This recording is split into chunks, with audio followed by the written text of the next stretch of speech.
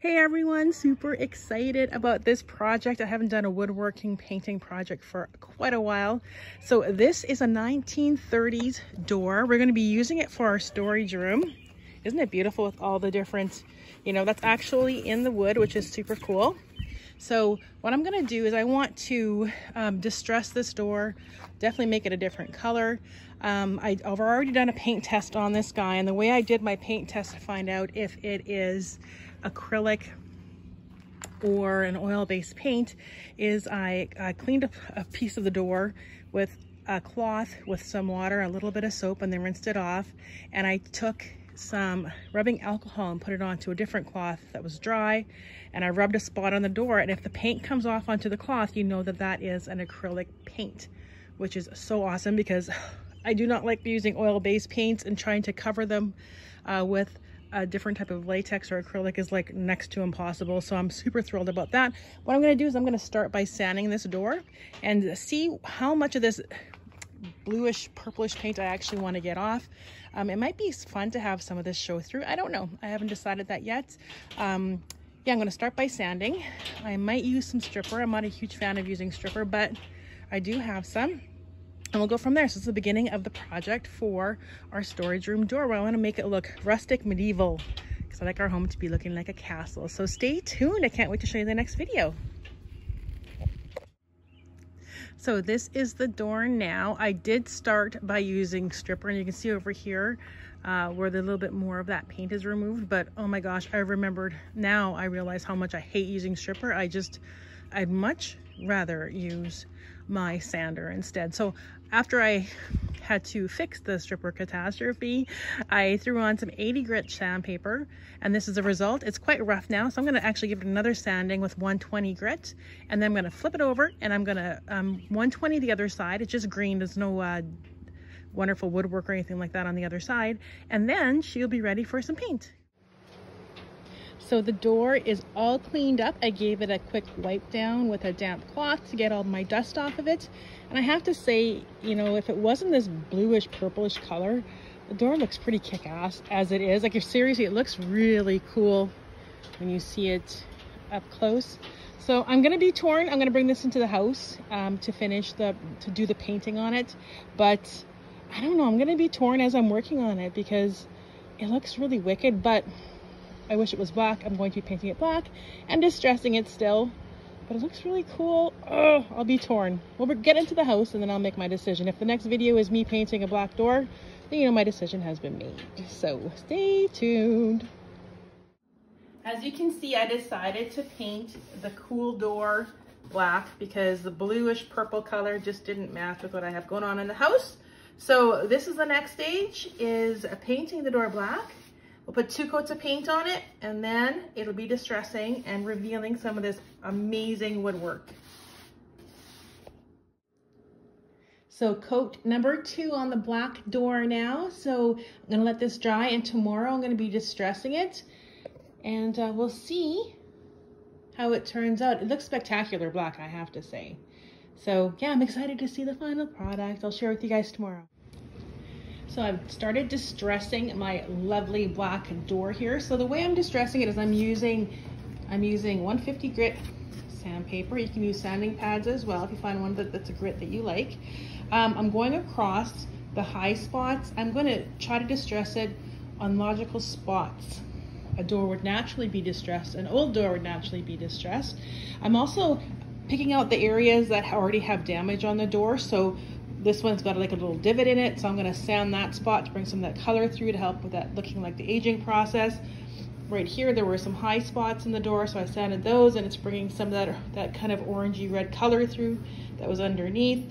So I'm just going to go around, and I'm going to continue sanding in certain spots, and then we're going to see what it looks like. I'm going to give it a wipe down to get all the dust and the sanding rolls off of it.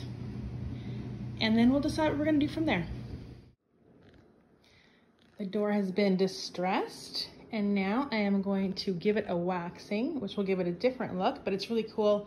I like how the distressing worked out. You can see the highs and lows, right, where I sanded, and it just gives it a different age look. Pretty cool. it'll look different after waxing now. And there she is. She is all shined up. It looks absolutely spectacular. A drastic change from the original door.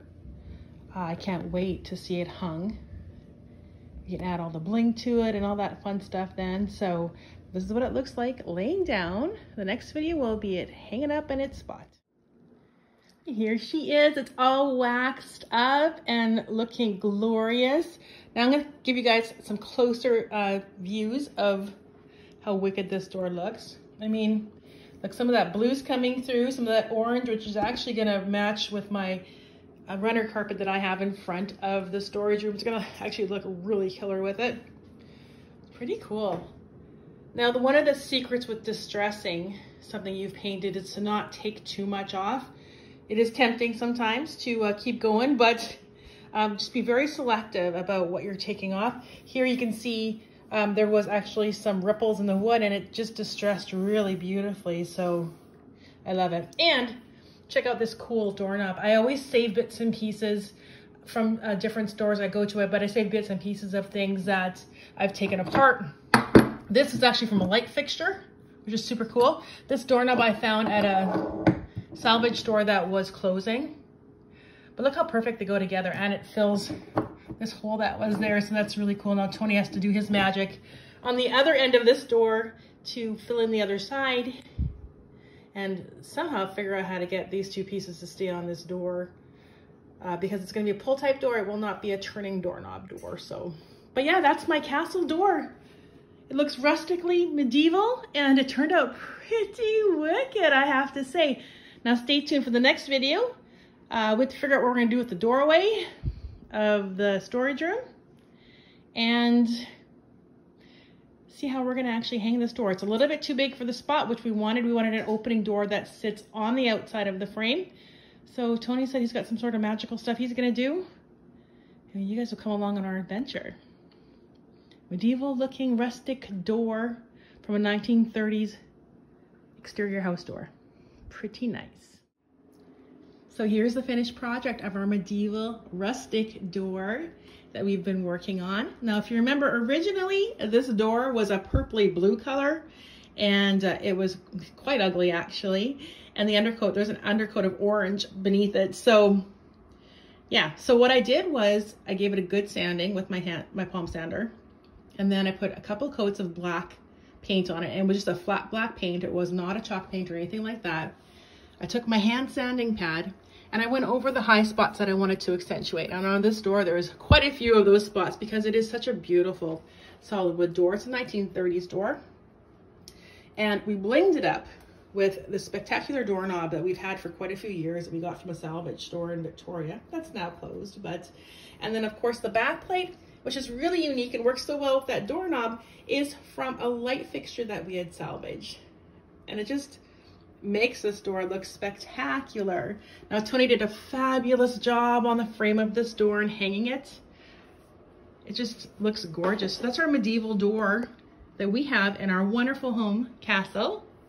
It was not hard to do. The door we bought off Marketplace. I think we spent 80 bucks on it. And then we had some black paint, which I can use over and over again. Overall at the end, when I was done distressing, I also used some wax. I waxed it, I hand waxed it, which again, was not a difficult process. But it looks quite spectacular. It makes this hallway just pop. It looks fabulous beside Mona Lisa. And we did it ourselves. And I think that's a big thing when you have a project that you want to see done, and you have a vision for it. If you can do it yourself, oh my gosh, it's so rewarding. And this door is definitely rewarding. It makes our hallway look, it looks stunning. So that's our finished medieval style door. Thanks for tuning in, guys.